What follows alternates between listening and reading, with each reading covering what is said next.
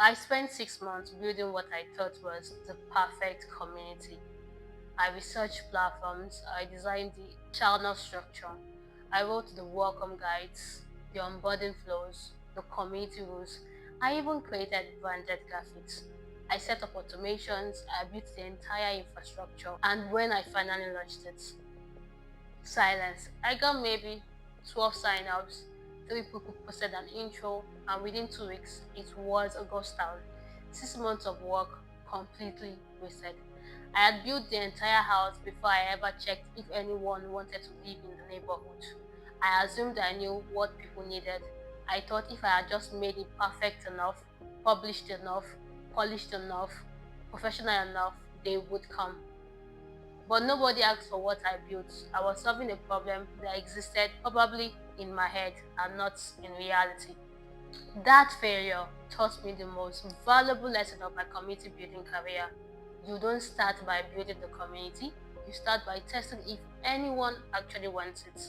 It is called a soft launch, but it's not a smaller version of a launch basically. It's a completely different strategy. It is treating your community idea like a research experiment, not a product launch.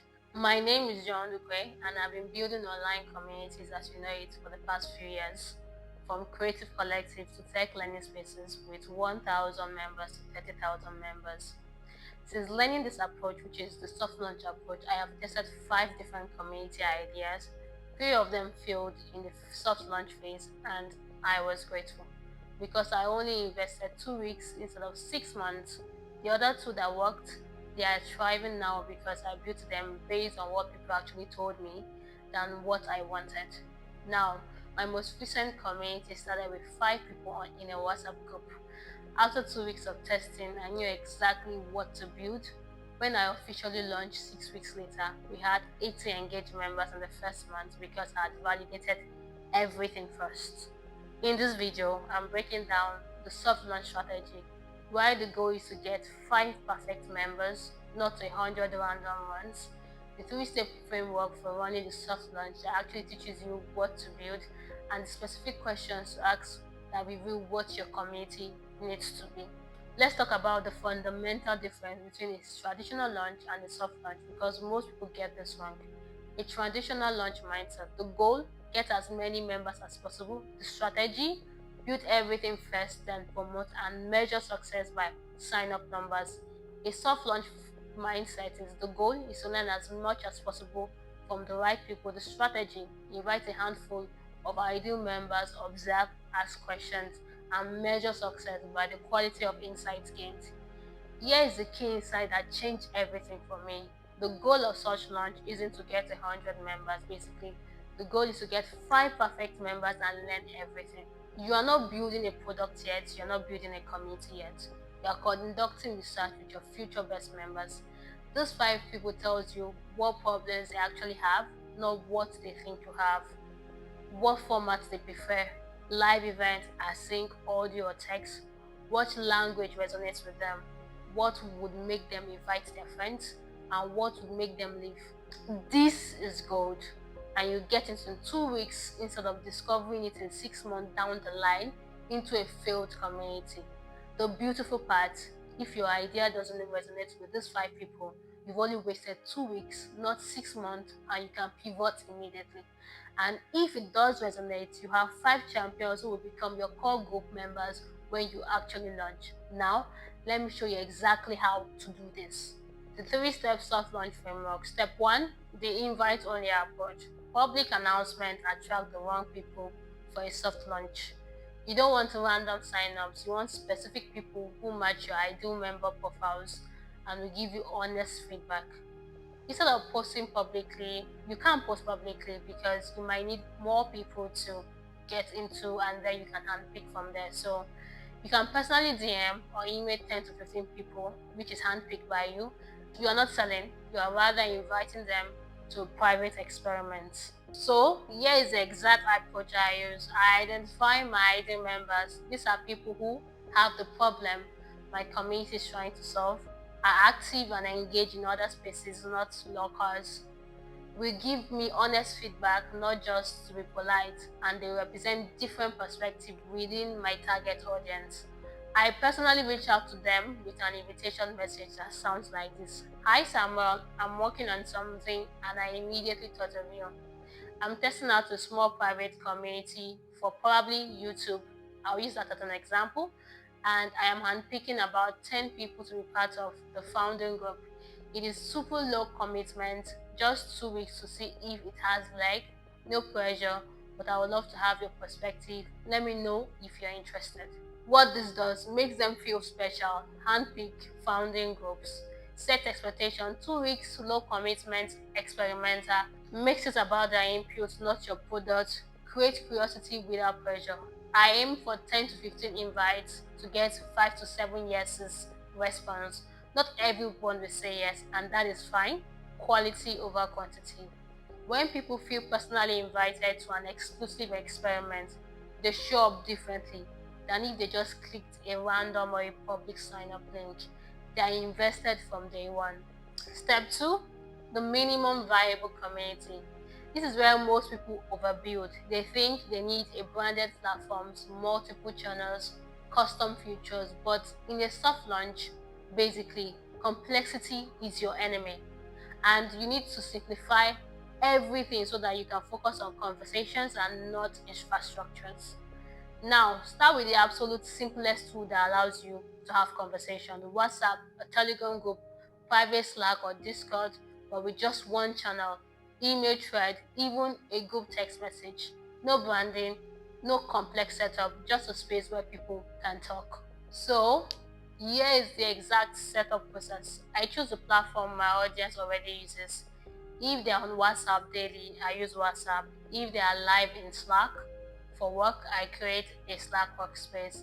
I don't force them to adopt a new tool yet. Another thing I do is I create a one channel slash group. No categories, no sub channels, no organization, just one conversation space. This forces focus. And I set extremely simple ground rules in the first message. Hi, welcome to this channel test group.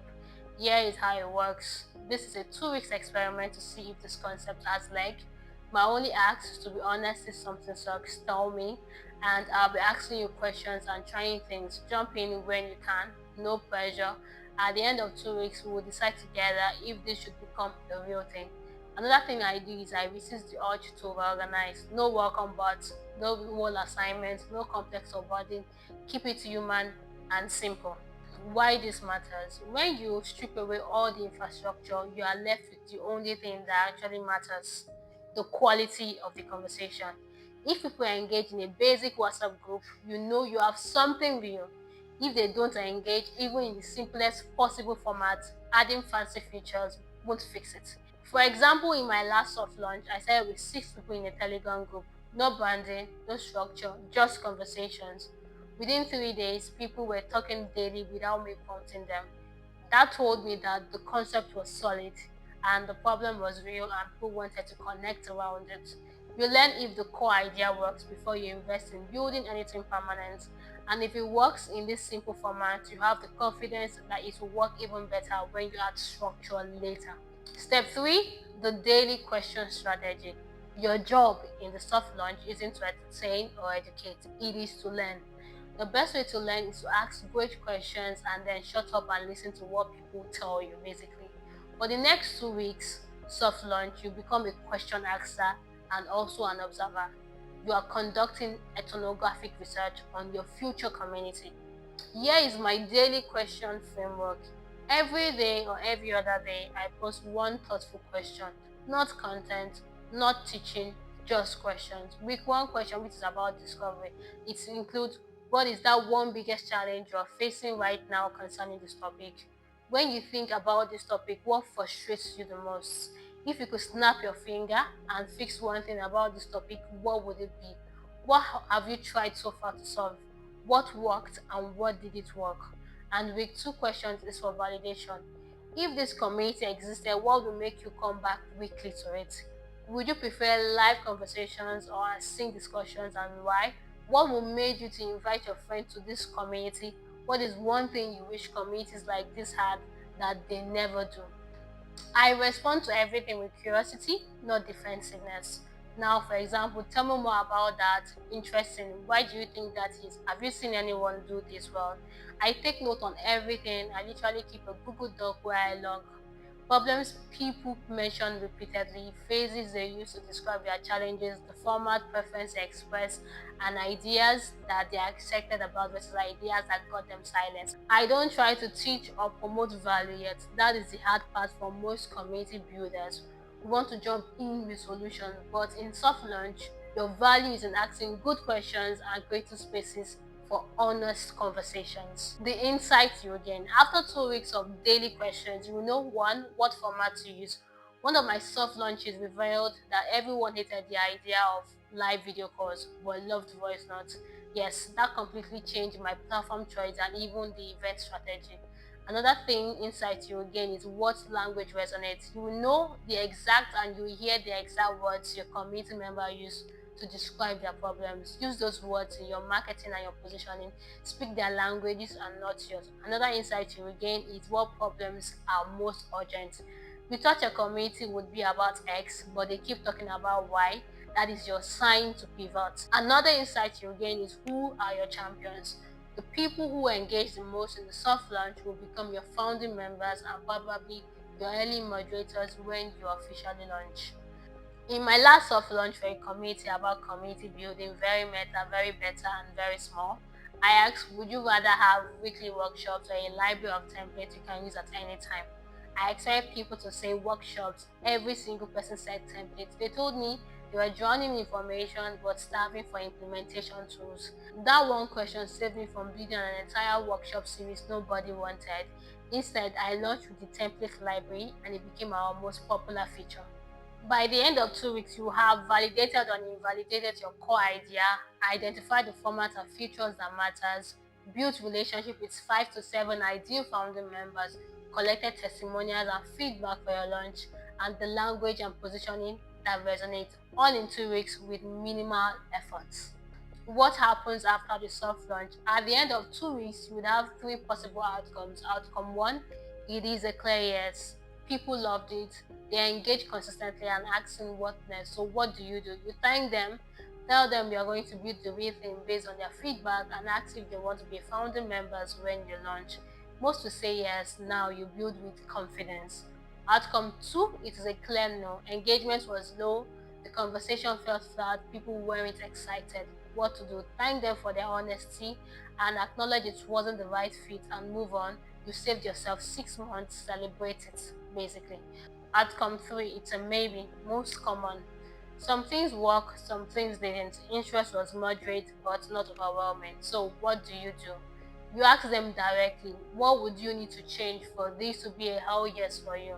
Their answers tells you if it's worth pivoting or if you should just scrap it. The beauty of such launch is that you can't really fail. You only get information. Either you validate your ideas and launch with confidence, or you invalidate it early and save massive amounts of time and energy. Both are wins. Now, here's my challenge for you. Before you build anything else for your community idea, 1 to 2 weeks soft launch with 5 people, just 5 people.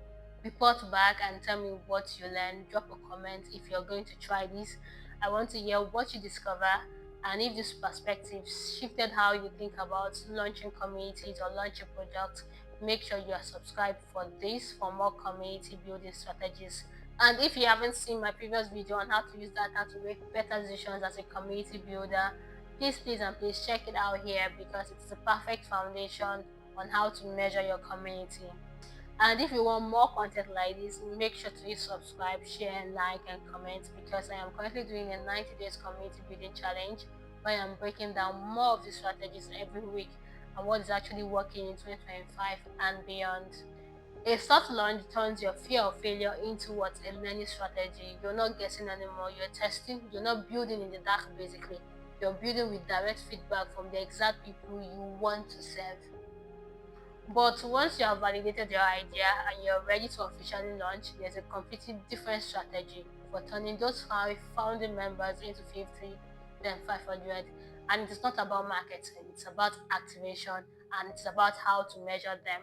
And that is exactly what I break down in my next video, where I show you how to scale from a small founding group to a thriving community without losing that intimacy that made it special in the first place. And I will see you in the next one.